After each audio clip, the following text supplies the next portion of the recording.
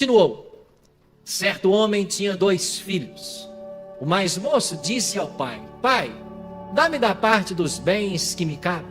E ele lhes repartiu os haveres. A primeira coisa que nós encontramos aqui é alguém que não estava satisfeito dentro de casa. E ele quer sair. Ele acha que a vida que ele tem não é vida boa. Ele acha que onde ele está não está bem. E ele, contrariando a cultura da época, onde a herança só era dividida após a morte do pai, ele pede ao pai a herança em vida. Isto era o mesmo que dizer: eu quero mesmo que você morra. Então o filho desejou a morte do pai. O filho queria só a herança que lhe cabia. Ele não estava feliz dentro de casa. Ele queria ganhar o mundo. Ele queria experimentar as coisas. Já ouviu alguém chegar assim para você, principalmente algum jovem, dizer assim: eu nasci na igreja, eu não sei como é que são as coisas lá fora, eu queria experimentar. Alguns pensam assim: eu nasci dentro da igreja, eu nunca soube o que é o mundo, e tem coisas lá fora que eu queria provar. Alguns pensam assim. Alguns acham, pelo fato de ter nascido numa família cristã, por ter sido cercado pela religião, ele está em desvantagem. E ele quer experimentar as coisas lá fora. Ele acha que aqui dentro nada presta. O bom está lá fora. Terrível engano. Terrível engano. Felizes são os jovens ou as pessoas ou as crianças que têm a oportunidade de crescerem dentro de uma igreja e serem guardados das coisas que o mundo oferece, das coisas que nos prejudicam e que nos marcam por toda uma vida. Esse garoto queria sair, queria experimentar as coisas lá fora, porque dentro da igreja não estava bom. E sabe que a gente começa a se ver hoje no papel desse filho pródigo? A gente às vezes age como ele. Olha, mas a nossa igreja, quanta fofoca. Olha, a nossa igreja, aquela irmã fez isso. Olha, aquele irmão da igreja fez isso. Olha lá, aconteceu isso, aconteceu aquilo. E a gente começa a falar mal da nossa casa, como se lá fora fosse melhor.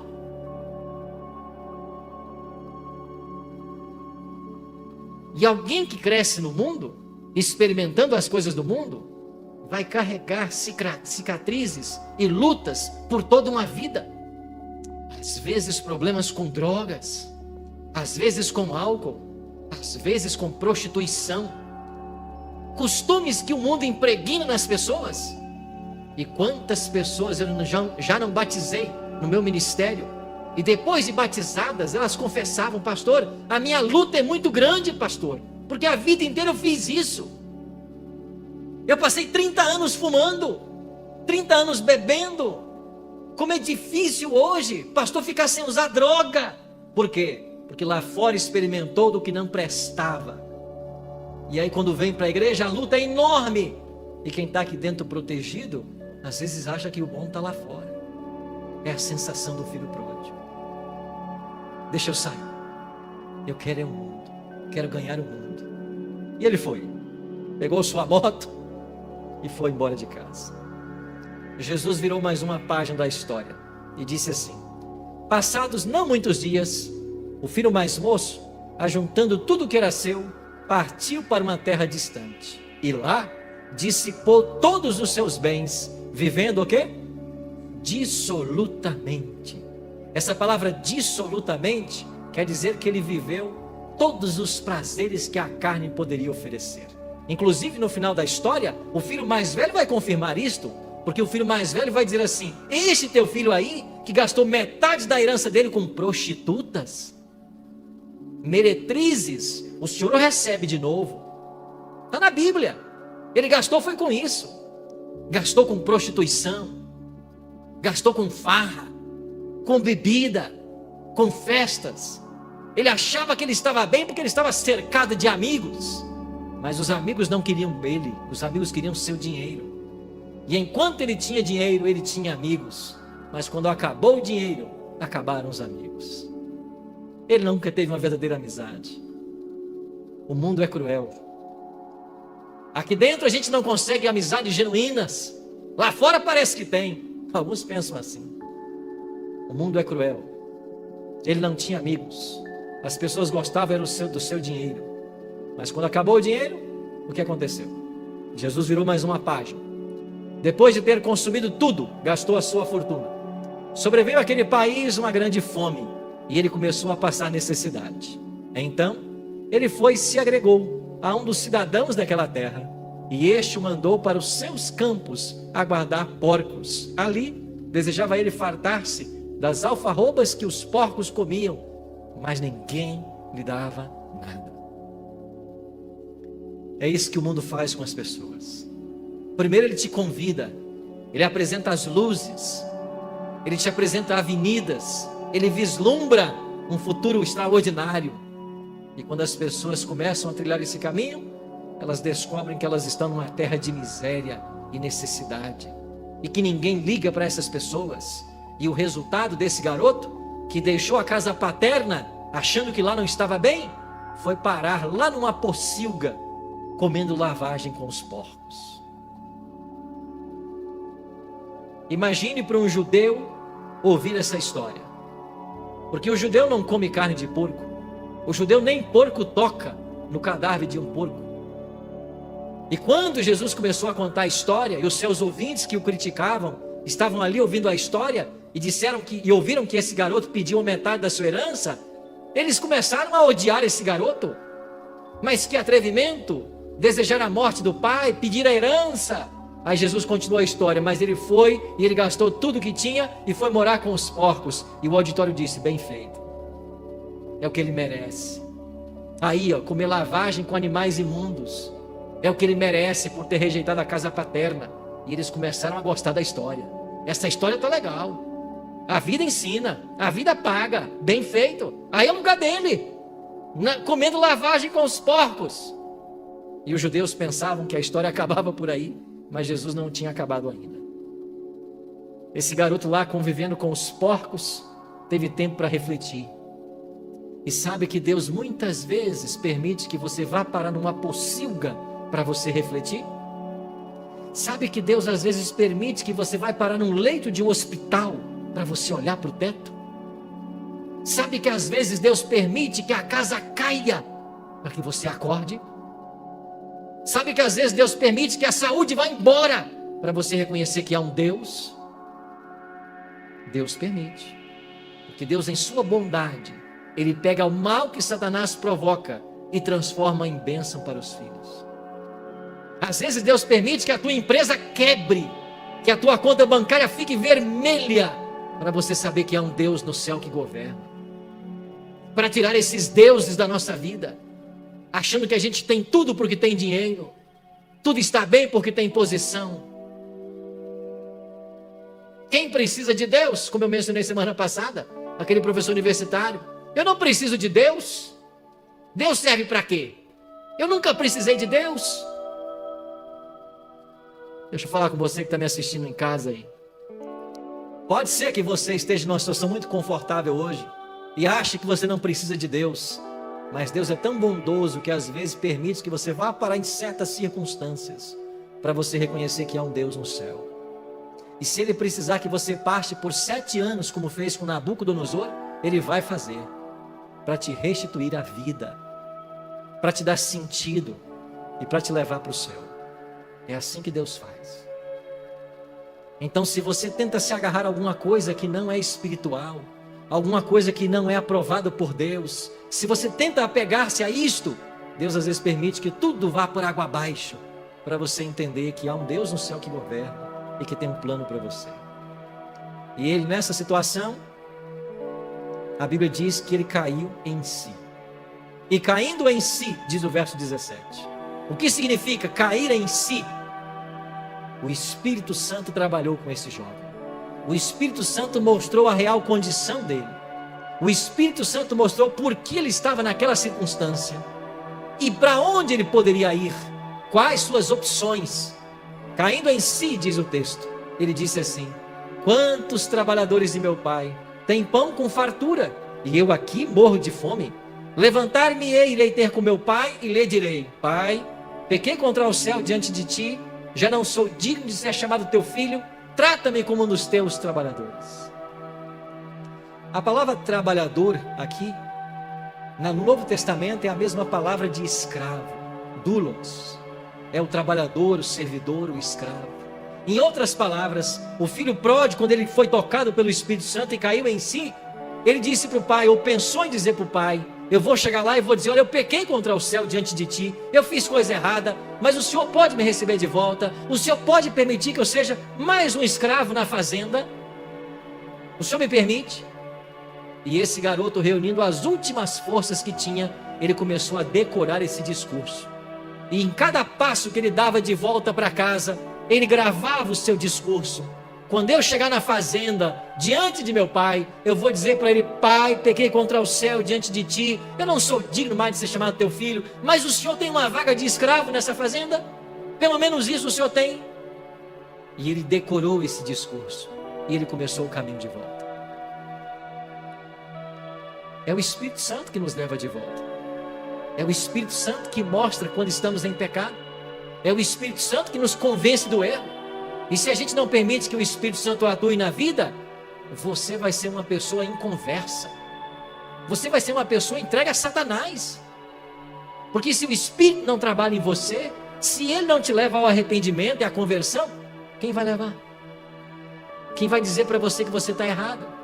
Quem vai dizer para você que esse não é o caminho certo? É só Deus que pode fazer essa obra. Então nós temos que permitir que o Espírito trabalhe. Nós temos que parar para ouvir a voz do Espírito. Nós temos que ouvir mais Deus falando. Mas pastor, como é que a gente ouve Deus falando? É simples. Você tem que ler a Bíblia, você tem que orar e tem que meditar. É aí que Deus fala. Todos os dias eu e você tomamos importantes decisões. E se nós parássemos 5 minutos por dia para ficar quieto, para ficar em silêncio e dizer assim: Senhor, fala comigo,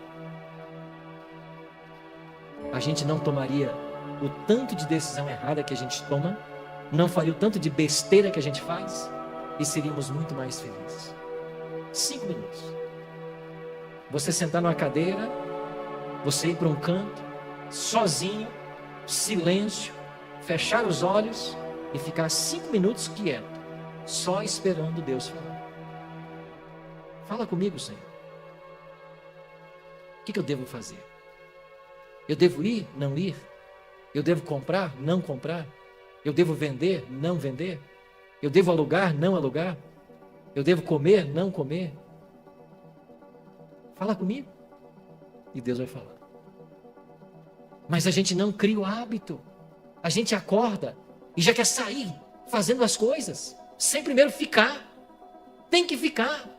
Porque Deus fala no silêncio. Deus fala no silêncio. Eu fico imaginando esse garoto, enquanto via os porcos por ali, comendo lavagem, que era o seu alimento, num canto da fazenda, isolado. Imagino que ele tenha pensado: o que eu estou fazendo aqui? Meu pai é rico. Os escravos de meu pai têm vida melhor do que eu estou tendo. Eu tenho que voltar para casa. Isso é obra do Espírito. E ele caiu em si.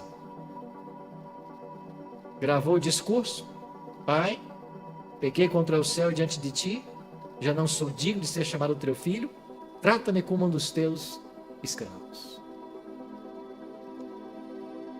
Quantos filhos o pai tinha? 2. O pai não queria mais um escravo na fazenda. Escravos ele tinha muitos. O pai queria o filho de volta. Eu tenho 3 filhos. Eu não consigo enxergar minha vida sem um deles. Eles dormem os 3 no mesmo quarto. E quantas madrugadas, quando eu acordo para orar ou para sair, eu vou lá e abro a porta e olho um por um, para ver se eles estão bem. Eu passo o dia pensando neles. A nossa vida passa a girar em torno dos filhos. Outro dia eu conversava com um pastor Saulo, que vai se aposentar, e eu perguntei: você vai morar onde? E ele disse assim: depende dos filhos. Depende dos filhos. Para onde os filhos vão? Vou ter que ir. Eu fico imaginando o coração partido do pai. Ele só tinha 2 e um foi embora. E revoltado com ele, achando que ele não era um bom pai, que a casa não era boa para ele. Mas a maravilha da história, e para mim, esse é um dos versos mais lindos da Bíblia, Lucas 15, 20, Jesus disse assim, e levantando-se, foi para seu pai. Aí Jesus disse assim, vinha ele, ainda longe, quando o pai o avistou. Eu acho que não tem um verso mais lindo na Bíblia. Vinha ele, ainda longe, quando o pai o avistou. Se o pai o avistou quando ele ainda vinha longe, é porque os olhos do pai nunca saíram da estrada. E eu consigo ver esse pai trabalhando na fazenda, consertando uma cerca, conversando ali com os empregados, com o filho mais velho, mas os olhos na estrada. E o pai dizia assim, um dia meu filho volta. Eu consigo ver esse pai tosqueando ovelhas lá no curral, mas os olhos na estrada. E no coração o pai dizia, um dia meu filho volta. Um dia ele vai voltar. Quem é o pai da história? É Deus. E quem é o filho que partiu? Somos nós, os pecadores, que escolhemos viver longe do Pai. Mas o coração do Pai nunca se afastou de nós. O seu amor nunca nos deixou. Ele diz através da voz profética, com amor eterno eu te amei, por isso com benignidade te atraí. Sabe por que as pessoas vêm a Cristo e se convertem a Ele? É porque elas entendem o amor do Pai. Ninguém se converte porque tem medo dos eventos finais, porque tem medo da morte. Ninguém se converte porque o mundo lá fora é mau. A gente se converte quando a gente entende o quanto o Pai é bom, o quanto Ele nos ama, o quanto Ele nos quer. É por isso que a gente se converte.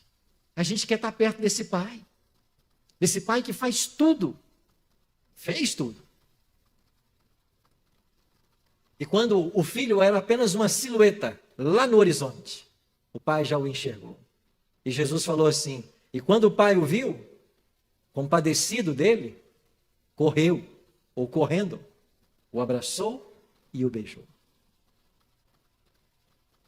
Na Bíblia, essa é a única vez que diz que Deus correu. A única vez. E quando Deus corre, Ele corre na sua direção. Ele não corre de você. Ele corre para você. E quando Ele chega diante de você, o que Ele faz? Ele abraça, Ele beija. Não importa se o filho está maltrapilho. Não importa se ele cheira mal, se ele cheira a porcos. Não importa se ele gastou metade da fortuna que o pai acumulou ao longo de uma vida. Não importa, ele é filho.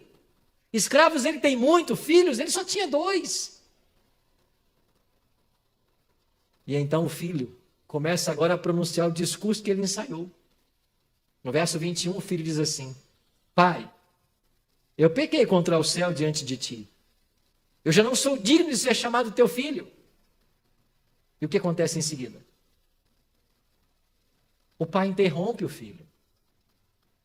O pai interrompe o filho e manda trazer a melhor roupa para vesti-lo, colocar o anel nos seus dedos, sandálias nos pés, matar um novilho cevado, fazer uma festa. Por quê? Porque este meu filho estava morto e reviveu, estava perdido e foi encontrado. Mas o discurso ficou inacabado. Uma parte do discurso o filho pródigo não conseguiu fazer. A parte que ele considerava mais essencial, ele não conseguiu pronunciar. E qual era a parte que faltava? Trata-me como um dos teus escravos. O pai não deixou ele falar isso. Por quê? Porque o pai conhecia os escravos. E escravos ele tinha muitos. Ele queria, era filhos. Ele não queria que seu filho tivesse a linguagem que os escravos tinham. Ele não queria que seu filho se vestisse como os escravos se vestiam. Ele não queria que os filhos comessem como os escravos comiam. Não. É filho. É diferente. Esse meu filho estava morto e reviveu. Estava perdido e foi achado. Nas 3 histórias contadas por Jesus em Lucas 15, todas elas têm um final feliz. E o final é a ovelha sendo encontrada, a moeda sendo encontrada, o filho sendo resgatado e uma festa para celebrar. A festa no céu por um pecador que se arrepende. E nós somos ensinados de que Jesus morreu por todos, mas ele teria vindo a esse mundo morrer unicamente por um pecador. Ele teria vindo. Se só eu e você precisássemos de salvação, Jesus faria tudo o que ele fez para salvar uma única pessoa. É isso que a história nos ensina.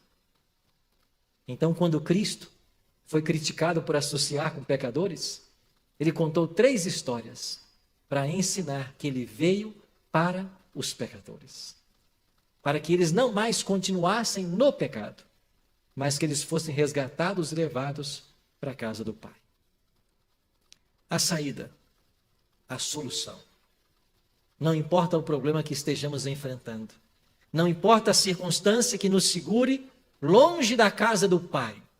Talvez você olhe hoje para a igreja, para o que é ensinado, para os valores. Talvez você sabe das decisões que você deve tomar, sabe dos passos que você ainda precisa dar, mas você se vê tão preso ao mundo que você acha que é difícil. Mas há uma saída.